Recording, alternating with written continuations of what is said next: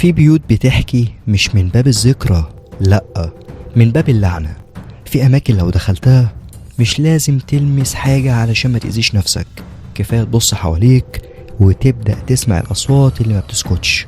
القصة اللي هحكيها النهاردة ما حصلتش في قرية مهجورة ولا بيت مهجور ولا الكلام ده، دي حصلت في قلب مدينة القاهرة وفي قصر اسمه قصر آل شوقي. وقبل ما نعرف ايه اللي حصل في القصر عاوزين نحضر الطقوس اللي متعودين عليها، سماعتك وقهوتك واجهز علشان سهرتك.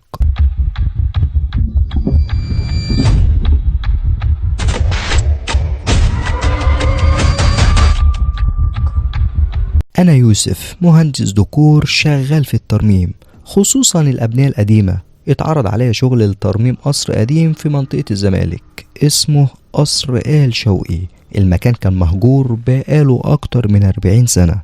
اللي كلمتني كانت حفيدة صاحب القصر، ست كبيرة في السن اسمها مدام ناهد شوقي. رنت عليا وقالت لي: يا أستاذ يوسف، عايز أرجع القصر للحياة بس لازم يتفتح تاني. قلت لها تمام، مفيش أي مشكلة. جهزت حالي وجهزت حاجتي ورحت على القصر. أول ما دخلت القصر مع العمال ومن أول لحظة حسيت بحاجة غلط. كل حاجة متجمدة كأن الزمن وقف، التراب مغطي الانتيكات، بس الأغرب إن كل حاجة كانت سليمة وكأن حد كان بيهتم بيه من غير ما يبان. العمال كلهم كانوا متضايقين، وواحد منهم اسمه عم صابر قال لي: المكان ده ليه عيون يا باشمهندس وما ينفعش تشتغل فيه بعد المغرب. وبعد أسبوع من الشغل بدأت حاجات غريبة بتحصل.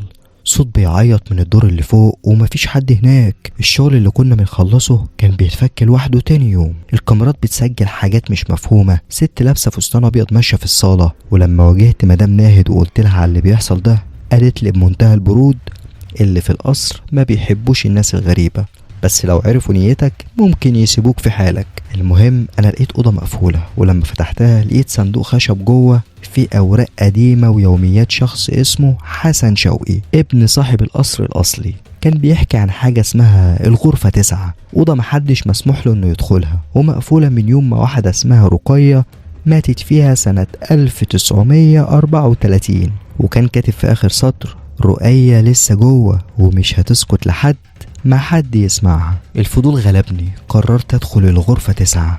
كان بابها مقفول ب3 قفال قديمة. لما فتحتها الريحة كانت بتخنق قوي وفي برودة مش طبيعية. الحيطان كلها مرسوم عليها وشوش ستات، والوشوش بتبص كلها في اتجاه واحد ناحية مراية مكسورة. وفجأة سمعت صوت: يوسف، انت دخلت ليه؟ صوت الخطوات جاي من ورا، بس لما بصيت ورا مفيش حد. من بعد الليلة دي حياتي اتحولت لجحيم. كل ليلة أحلام مرعبة، كل مراية في بيتي بدأت تبين صور ناس أنا أصلا معرفهمش. جالي مكالمة من رقم مجهول، ولما فتحت سمعت نفس الصوت: الغرفة لسه مفتوحة، اقفلها. رجعت للست ناهد أواجهها بالكلام ده، وقفت لي بكل برود وقالت لي: رؤية كانت أخت جدي بس كانت ملبوسة، كانوا بيقولوا ان جواها جن اسمه عزازيل، ولما ماتت اتحبست في المراية. كل اللي دخل الغرفة 9 يا اما يموت يا اما يتجنن، وانت فتحت عليها الباب تاني. قررت ارجع القصر لوحدي في اخر الليل ومعايا شيخ كبير وصديق ليا.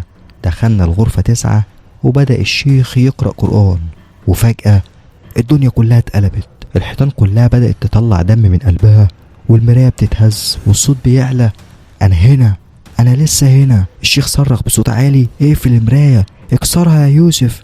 كسرت المراية بكل قوتي. صرخة طلعت من المراية كانت زي 1000 صوت بيصرخوا مرة واحدة. وبعد ما كل حاجة خلصت والصوت اختفى، القصر اتحرق بعدها بأسبوع. قالوا إن في مولد كهرباء انفجر، بس الحقيقة أنا متأكد إن المراية لما اتكسرت في حاجة حصلت بسببها. مدام ناهد ماتت بعدها بيومين، وقالوا إنها كانت بتضحك وهي بتموت. وأنا لغاية دلوقتي كل لما أبص في مراية بشوف وشي، بس عيني مش بتتحرك، كأن الخيال اللي جوه المراية شخص تاني غيري. في بيوت فيها ذكريات وفي بيوت فيها لعنة، ولو لقيت أوضة فيها مراية مكسورة افتكر في أرواح جوه مستنية تخرج. تصبحوا على خير.